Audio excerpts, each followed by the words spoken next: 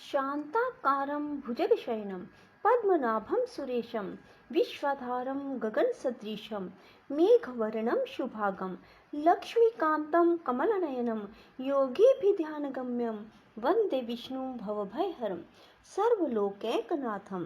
राधे राधे मेरे प्यारे भाइयों बहनों माताओं व बंधुओं, संस्कार की बातें चैनल में आपका स्वागत है। बंधुओं, आज निर्जला एकादशी का बहुत ही पावन दिन है और मैं आज निर्जला एकादशी की रात आपको सुनाने जा रही हूँ श्री नारायण कवच, जो मनुष्य भी निर्जला एकादशी रात्रि जागरण करते हैं और नारायण कवच को सुनते हैं, श्री हरि की उन पर विशेष कृपा बरसने लगती है।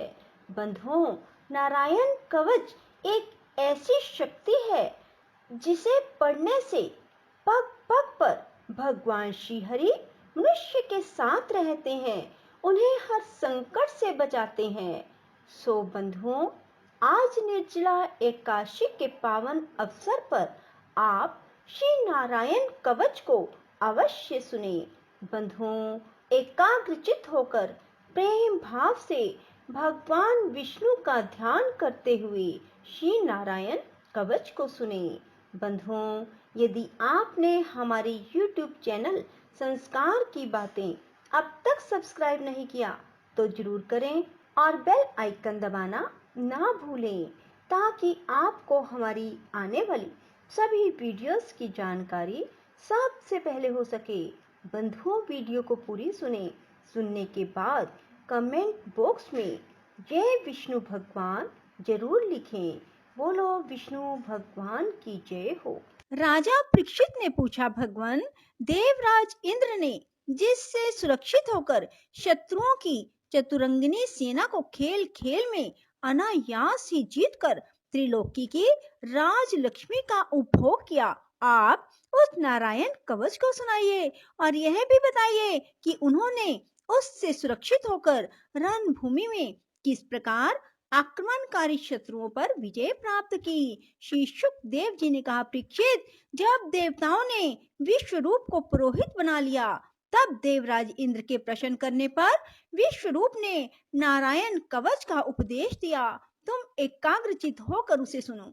विश्वरूप ने कहा, देवराज इंद्र, भय का अवसर उपस्थित होने पर नारायण कवच धारण करके अपने शरीर की रक्षा कर लेनी चाहिए। उसकी विधि इस प्रकार है, पहले हाथ पैर धोकर आचमन करें, फिर हाथ में कुश की पवित्री धारण करके उत्तर मुख करके बैठ जाएं। इसके बाद कवच धारण पर्यंत और कुछ ना बोलने का निश्चय करके पवित्रता से ओम नमो नारायणाय द्वारा हृदय आदि अंग न्यास करें और फिर इसी मंत्र से पैरों, घुटनों, जांघों, पेट, हृदय, वक्षस्थल, मुख और सिर में न्यास करें।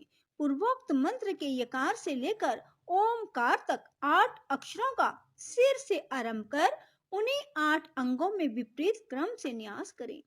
इसके बाद ओम विष्णवे नमः, इस मंत्र के पहले अक्षर ओम का हृदय में, वी का ब्रह्मरंध्र में और श का भौहों के बीच में, न का चोटी में, वे का दोनों नेत्रों और न का शरीर की सब गांठों में न्यास करें। इसके बाद ओम म अस्त्राय फट कहकर दिग्बंध करें। इस प्रकार न्यास करने से इस विधि को जानने वाला पुरुष मंत्रमय हो जाता है।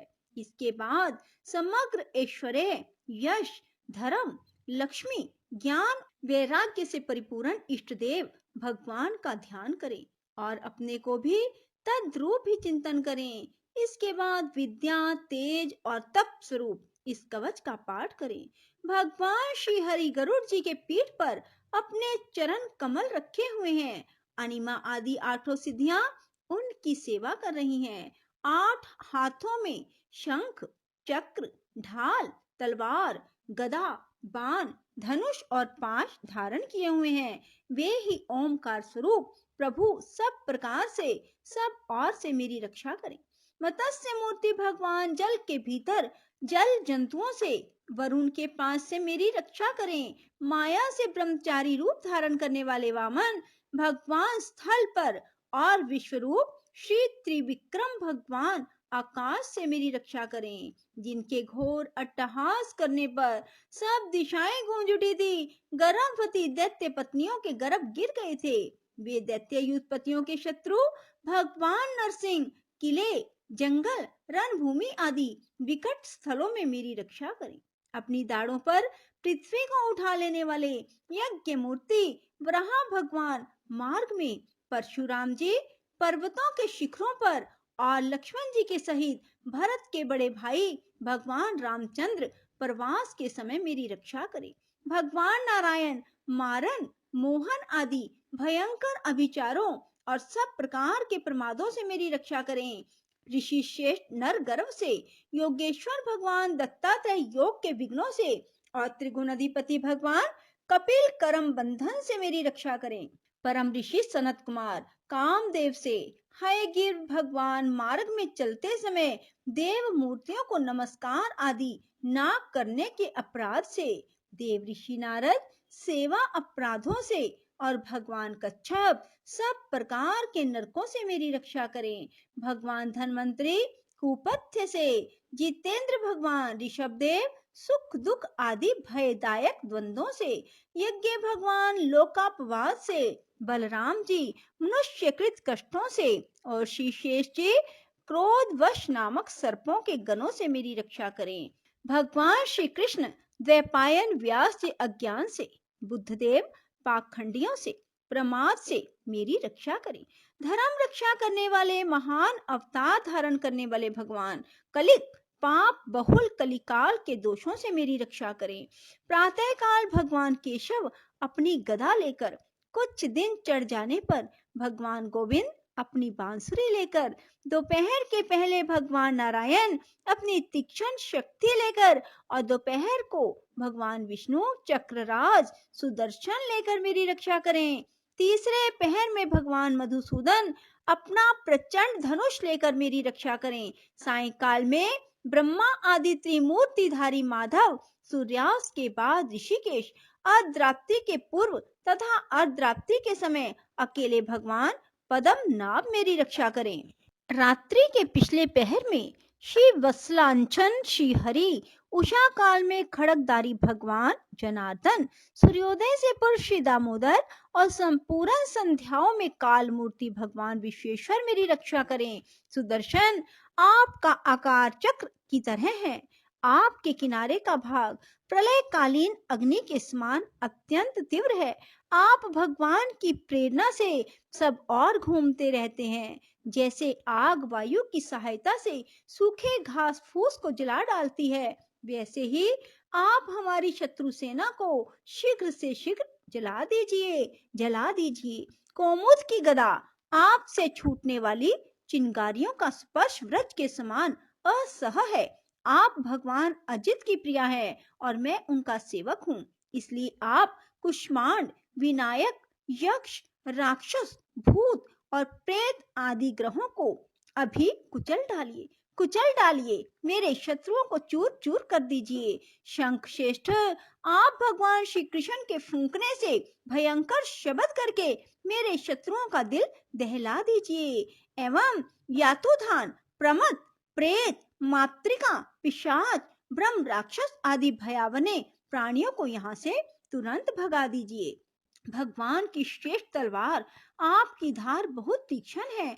आप भगवान की प्रेरणा से मेरे शत्रुओं को छिन्न भिन्न कर दीजिए। भगवान की प्यारी ढाल आप में सैकड़ों चंद्राकार मंडल है। आप पाप दृष्टि, पाप आत्मा शत्रुओं की आंखें बंद कर दीजिए और उन्हें सदा के लिए अंधा बना दीजिए। सूर्य आदि ग्रह, धूमकेतु आदि तारे, दुष्ट मनुष्य, सर्प आदि रेंगने वाले जंतु, दाढ़ों वाले हिंसक पशु, भूत प्रेत आदि पापी प्राणियों से हमें जो जो भय हो और जो हमारे मंगल के विरोधी हो, वे सभी भगवान के नाम रूप आयुधों का कीर्तन करने से तत्काल नष्ट हो जाते हैं। बृहद, रथंतर आदि साम वेदीय स्तोत्रों से जिनकी स्तुति की जाती है, वे वेद मूर्ति भगवान गरुड़ और विश्वक्सेन जी अपने नाम उच्चारण के प्रभाव से हमें सब प्रकार की विपत्तियों से बचाएं। श्री हरि के नाम, रूप, वाहन, आयुध और श्रेष्ठ पार्षद हमारी बुद्धि, इंद्रिय, मन और प्राणों को सब प्रकार की आपत्तियों से बचाएं। जितना भी कार्य अथवा कारण रूप जगत है वह वास्तव में भगवान ही है। इस सत्य के प्रभाव से हमारे सारे उपद्रव नष्ट हो जाएं। जो लोग ब्रह्म और आत्मा की एकता का अनुभव कर चुके हैं उनकी दृष्टि में भगवान का स्वरूप समस्त विकल्पों से रहित है, भेदों से रहित है। फिर भी वे अपनी माया शक्ति के द्वारा भूषण, आयुध और रूप नामक शक्तियों को धारण करते हैं। यह बात निश्चित रूप से सत्य है। इस कारण सर्वज्ञ, सर्वव्यापक भगवान श्री हरि सदा सर्वत्र रूप स्वरूपों से हमारी रक्षा करे। जो अपने भयंकर अट्टहास से सब लोगों के भय को भगा देते हैं और अपने तेज से सबका तेज ग्रस लेते हैं, वे भगवान नरसिंह दिशा विदिशा में नीचे ऊपर बाहर भीतर सब ओर से हमारी रक्षा करें। देवराज इंद्र, मैंने तुम्हें यह नारायण कवच सुना दिया। इस कवच से तुम अपने को सुरक्षित कर लो। बस फिर तुम अनायास ही सब दैत्य युद्धपतियों को जीत कर लोगे। इस नारायण कवच को धारण करने वाला पुरुष जिसको भी अपने नेत्रों से देख लेता है, उसके पैर छू देता है, तत्काल समस्त भयों से मुक्त हो जाता है। जो इस वैष्णवी विद्या को धारण कर लेता है उसे राजा, डाकू, प्रेत, पिशाच आदि और बाघ आदि हिंसक जीवों में किसी प्रकार का भय नहीं होता। देवराज, प्राचीन काल की बात है, एक कौशिक गोत्री ब्राह्मण ने इस विद्या को धारण करके योग धारणा से अपना शरीर मरुभूमि में त्याग दिया। जहां उस ब्राह्मण का शरीर पड़ा था उसके ऊपर से एक दिन गंधर्वराज चित्ररथ अपनी स्त्रियों के साथ विमान पर बैठकर निकले। वहां जाते ही वे नीचे की ओर सिर किए विमान सहित आकाश से पृथ्वी पर गिर पड़े। इस घटना से उनके आश्चर्य की सीमा न रही। जब उन्हें बाल के लिए मुनियों ने बतलाया कि यह नारायण कवच धारण करने का प्रभाव है, तब उन्होंने उस ब्राह्मण देव की हड्डियों को ले जाकर पूर्व वाहिनी सरस्वती नदी में प्रवाहित कर दिया और फिर स्नान करके अपने लोक को चले गए।